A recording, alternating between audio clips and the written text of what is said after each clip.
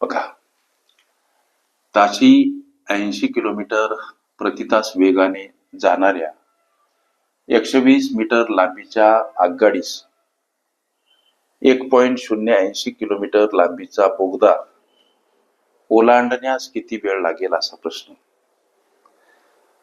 प्रश्न सोडायचा कसा लेकरांनो? प्रश्न कोणताही असो, प्रश्नातील केवळ 4 शब्द गुगलवर टाईप करा, प्रश्न सर्च करा, सापडतो.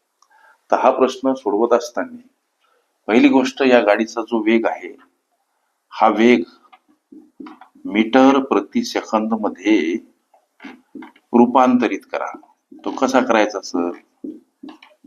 हा वेग आहे लेकरांनो 80 किलोमीटर प्रति तास, याचं मीटर प्रति सेकंद मध्ये रूपांतरण करत असताना 5/18 हाच अपूर्णांक गुणिला का घेतात? संबंधीचं विस्तृत विवेचन हवं असेल, रेल्वे प्रश्न, अंतर, वेळ, वेग, ह्या माझ्या प्लेलिस्ट अवश्य बघा. आता 80/5 यांचा गुणाकार का करतात? 80 सोबत 18 गुणिला का घेत नाही? कोणती संख्या, कोणतंच पद एकटं नसते, त्याच्या छेदस्थानी एक असतो. या गणितीय गुणधर्माप्रमाणे हे दोन अपूर्णांक बनतात. अपूर्णांकाचा गुणाकार अंशाचा छेदाछेदाचा होत असतो. म्हणजे 8×5 = 40, म्हणजे हा गुणाकार 400 छेदस्थानी 18. याला जर संक्षिप्त केलं तर 200 छेदस्थानी 9 मीटर प्रति सेकंद हा त्या रेल्वेचा मीटर प्रति सेकंद वेग आम्हाला मिळतो. आता दुसरी गोष्ट, वेग मिळाला, आम्हाला वेळ काढायचा सांगितला. वेळ काढण्याचं सूत्र आम्ही सर्वजण जाणतो की अंतर भागीला वेग असते. आता अंतर ह्या प्रकरणामध्ये मांडायचं काय? तर गाडीची ही लांबी 120 मीटर आणि हे जे बोगदा आहे, बोगद्याची लांबी ती किलोमीटर मध्ये दर्शवली. बोगद्याची लांबी लेकरांनो किलोमीटर मध्ये दर्शवू द्या. 1.080 किलोमीटर याचे जर मीटर करू गेले तर 1080 मीटर होतात. कसे काय होतात? तर 1 किलोमीटर मध्ये लेकरांनो 1000 मीटर असतात. हा गुणाकार करा. 1 किलोमीटर मध्ये 1000 मीटर असतात आणि हे आहे माप किलोमीटर मध्ये. 1 किलोमीटर मध्ये 1000 मीटर असतात. हा गुणाकार जेव्हा तुम्ही कराल तेव्हा त्याचं उत्तर 1080 मीटर एवढं येते. आता अंतर ह्या प्रकरणामध्ये या आगगाडीची लांबी आणि या बोगद्याची लांबी आम्हाला समाविष्ट करावी लागते, म्हणून 1080. लक्षात घ्या, आगगाडी आपल्या स्वतःच्या लांबीसह आणि त्या स्वतःच्या लांबीमध्ये पुन्हा आम्ही असं म्हणू शकतो की बोगद्याची लांबी ओलांडत असताना आगगाडी आपल्या स्वतःच्या लांबीसह ते अंतर कापत असते. म्हणून त्या दोन्ही अंतराची, अंतर म्हणजेच लांबी, बेरीज इथं करायची असते लेकरांनो, लक्ष द्या. आता छेदस्थानी वेग कोणता हो? तर हा मीटर प्रति सेकंद मध्ये.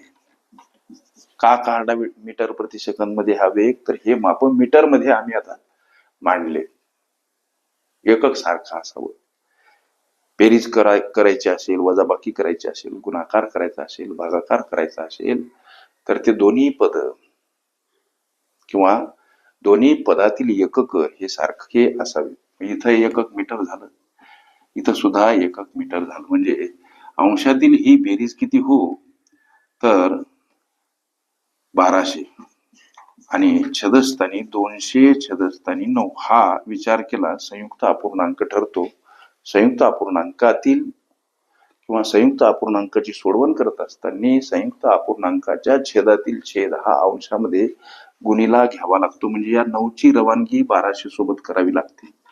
1200 सोबत गुणिला 9 घ्या, छेदस्थानी उरतात फक्त 200 आणि हा भाग जातो 6 न, म्हणजे 6 गुणिला 9 6 54 सेकंद हे तुमच्या विचारल्या प्रश्नाचं लेकरांनो उत्तर. प्रश्न विचारला की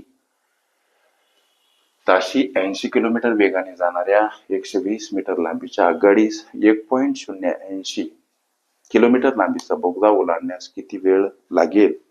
54 सेकंद हे तुमच्या विचारल्या प्रश्नाचं उत्तर. अशा पद्धतीच्या अनेक संभाव्य अशा प्रश्नांचा सराव करायचा असेल, खरंच तुम्ही कुठली स्पर्धा परीक्षा देत असाल लेकरांनो, अवश्य चॅनल सबस्क्राईब करा, बेल आयकॉनची घंटी दाबा, जेणेकरून मी वेळोवेळी अपलोड केलेल्या संभाव्य अशा प्रश्नांचं नोटिफिकेशन तात्काळ तुम्हाला प्राप्त होईल. पर्याप्त वेळेमध्ये निर्धारित यश मिळावं. सोबत गणितासंबंधी तुमच्या मनामध्ये असलेल्या विविध जटिल समस्या बिंदास विचारता याव्यात करिता कॉम्पिटेटिव्ह एक्झाम ग्रुप अवश्य जॉईन करा. तिथं तुम्हाला दररोज असंख्य अनलिमिटेड भरघोस अशा संभाव्य प्रश्नांचा सराव करता येईल.